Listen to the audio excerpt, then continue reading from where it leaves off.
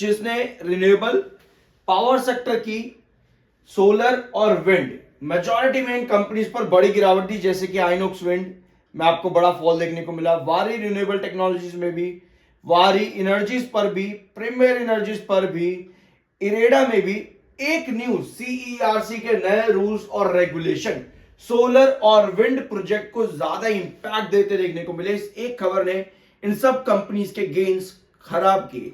अब last session छोटी सी recovery के पीछे का रीजन ये है कि अब इस अपडेट पर सीईआरसी के जो नए रूल्स और रेगुलेशन थे इन पर कुछ अमेंडमेंट्स किए जाएंगे। 30 तारीख की ये डेट यहां पर जारी कर रखी है, ठीक है, जहां पे कुछ अमेंडमेंट किए जाएंगे टैरिफ पर, आपके स्टोरेज ऑफ इलेक्ट्रिसिटी पर फ्रॉम विंड और पावर, इन सभी चीजों पर कुछ नए अमेंडमेंट्स देखने को मिल सकते हैं 30 दिसंबर को। तो ये एक अपडेट के चलते लास्ट सेशन आपको छोटी छोटी रिकवरी देखने को मिली इस पूरे सेक्टर पर। अब देखना यह कि 30 तारीख को क्या अमेंडमेंट्स यहां पर आते हैं, क्योंकि जो भी चेंजेस है उनसे पूरा सेक्टर ज्यादा खुश नहीं दिखा है और वो गिरावट में आपको नजर आया भी है। तो एक अपडेट तो अभी आप लोगों ने यहां पर देख ली। इसके अलावा और क्या खबरें हैं कि क्यों 2024 में जिस सेक्टर ने बढ़िया रिटर्न दिए, रिन्यूएबल पावर सेक्टर ने, अब 2025 में वो मोमेंटम देखने को नहीं मिला है। क्या 2026 में मोमेंटम कंटिन्यू होगा? पहली चीज तो हमको ये देखनी है, ग्लोबल इकोनॉमिक प्रेशर सबसे बड़ा रीजन, हाई वैल्यूएशंस, क्योंकि जब भी ग्लोबल इकोनॉमिक प्रेशर मार्केट्स के ऊपर आता है तो वैल्यूएशंस कंसिडरेबली हायर लेवल पर हो जाती है, और अगर हाई वैल्यूएशंस होगी मार्केट में स्टॉक्स की, सेक्टर्स की, तो आपको गिरावट वहां पर देखने को मिलती है। तो ये एक रीजन आपका हो जाता है डोमेस्टिक सप्लाई, और सबसे बड़ा रीजन आता है आपका slow down in government, temporary slow down. ये भी एक बड़ा रीजन है जो कि अभी भी बताया जा रहा है कि आने वाले फाइनेंशियल ईयर तक अभी कंटिन्यू ही रहेगा। The government news report says plans to slow the pace of renewable energy tenders until financial year 26 to 27। तो ये एक बड़ा रीजन आता है। रिन्यूएबल एनर्जी सेक्रेटरी ने इसको एक्सप्लेन भी किया है that India is currently generating more green power than the grid can absorb, resulting in a backlog of projects. इसकी वजह से प्रोजेक्ट्स कई सारे पेंडिंग पड़े हैं, क्योंकि ऑलरेडी इंडिया काफी अच्छा खासा ग्रीन पावर जनरेट कर रहा है, जिसका कंजम्पशन को या पर अब्जॉर्प्शन जो कि ग्रिड इतना नहीं कर पा रहा है। इसी वजह से गवर्नमेंट का ये फैसला है कि अभी स्लो डाउन थोड़ा सा किया जाए। ऑल दो आप डेली बेस पर देखते हो किसी कंपनी को प्रोजेक्ट मिला एंड ऑल, ऑर्डर्स मिल गया, बट जब प्रेशर ऊपर की तरफ से हो तो ऑर्डर्स और इन सबका कंप्लीशन भी टाइम टू टाइम चलता है, बट मेजर प्रोजेक्ट्स या पर मेजर प्रोजेक्शंस फ्यूचर की तरफ, वहां पर स्लो डाउन अभी थोड़ा सा एक बना हुआ है। तो देखना यह है कि ये अब्जॉर्प्शन आने वाले टाइम पर कब कंप्लीट होता है, क्या ग्रिड कैपेसिटी और अब्जॉर्प्शन कैपेसिटी इंप्रूव करी जाएगी इस फाइनेंशियल ईयर के अंदर जो अभी आने वाला है, ठीक है। Apart from this, Adani green energy में आपको जीक्यूजी पार्टनर्स की होल्डिंग भी इंक्रीज होती देखने को मिली। पिछले टाइम फ्रेम के अंदर 4.3% स्टेक इंक्रीज करा अडानी ग्रीन एनर्जी में जीक्यूजी पार्टनर्स ने। और भी अदर कंपनीज है अडानी ग्रीन की, अडानी ग्रुप की, जहां पर जीक्यूजी पार्टनर्स ने अपनी स्टेक इंक्रीज करी है। अडानी ग्रीन में 7,239 करोड़ का स्टेक इन्होंने इंक्रीज करा अडानी ग्रीन में, ठीक है। इसके अलावा कंपनी में एनएससी सस्टेनेबल रेटिंग 78 पर आई है, जो कि कंपनी को मार्केट में एक्सीलेंट बताती है अपने सेक्टर पर। तो 78 की रेटिंग बहुत बढ़िया होती है।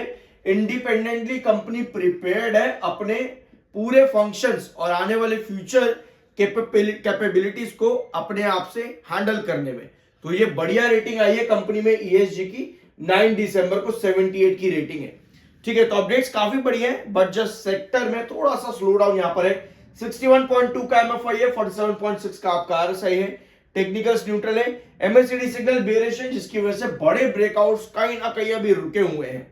इसके अलावा सेबी ने एक नया डिसीजन आज के दिन दिया है। ये अपडेट मैंने आपके साथ बीएसई और सीडीएसएल इन दोनों के वीडियोस आपको आज के दिन दे दिए हैं सेपरेटली, जरूर देख लेना। मार्केट के लिए ये एक अपडेट काफी ज्यादा इंपॉर्टेंट है, क्योंकि ओवरऑल मार्केट के वॉल्यूम्स और ट्रेडिंग सेंटिमेंट्स पर इसका इंपैक्ट 22 तारीख यानी कि कल के दिन से पड़ता देखने को मिल सकता है। आगे जाने से पहले IAM सर्टिफाइड सब्सक्राइब जरूर कर देना। यह है अडानी ग्रीन का चार्ट। डायगोनल पैटर्न कितना इंपॉर्टेंट होता है ये आप इस चार्ट से समझ सकते हो। पिछले लगभग 4 से 5 महीनों से स्टॉक इसी डायगोनल पैटर्न पर लगातार बना हुआ था। रिसेंटली इस डायगोनल का रिजेक्शन एक बार यहां आपको देखने को मिल रहा है और यहां भी इसी हफ्ते के अंदर आपको फिर से रिजेक्शन देखने को मिला।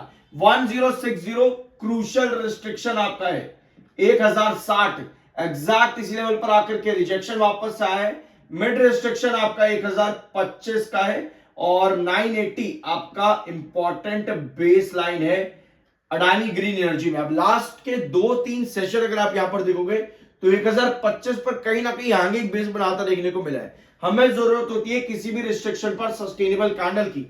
अगर इस तरह की पोजीशन आती तभी आप एंटिसिपेट करते हो कि यहां से वापस ब्रेकआउट मिल पाएगा, अदरवाइज इस तरीके की कैंडल पर आप 1025 पर रिजेक्शन फेस करते हो, यानी कि आप वापस से 980 पर गिर जाओगे। तो आने वाला सेशन बहुत ज्यादा क्रूशियल रहेगा अडानी ग्रीन एनर्जी के अंदर।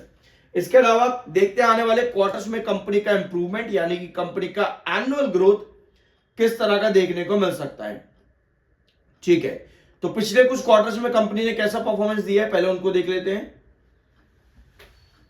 ठीक है, तो लास्ट सितंबर क्वार्टर कंपनी का काफी फीका देखने को मिला था, मात्र 0.10% का ही ग्रोथ कंपनी का था। जून में ग्रोथ कंपनी का बहुत बढ़िया था और वहां पर आपको डायगोनल पर अच्छी रेस देखने को भी मिली अडानी ग्रीन पे। अभी आप लोगों ने चार्ट पर देखा भी कि जैसे ही जून क्वार्टर आता है कंपनी ने बढ़िया रिटर्न दिया, लेकिन सितंबर क्वार्टर कंपनी का काफी फीका था तो कंपनी उतना बढ़िया परफॉर्म वहां पर नहीं कर पाई है। तो डेफिनेटली बिल्कुल आपको क्लियर है यहां पर कि इस ग्रोथ से तो ऊपर का ग्रोथ हमको यहां पर चाहिए दिसंबर क्वार्टर पे। तो नेक्स्ट वीडियो में हम दिसंबर क्वार्टर का प्री एनालिसिस लेंगे। सब्सक्राइब जरूर कर देना ताकि जैसे ही नेक्स्ट वीडियो अपलोड हो सबसे पहले नोटिफिकेशन आप पर आए। मिलता अगले वीडियो में।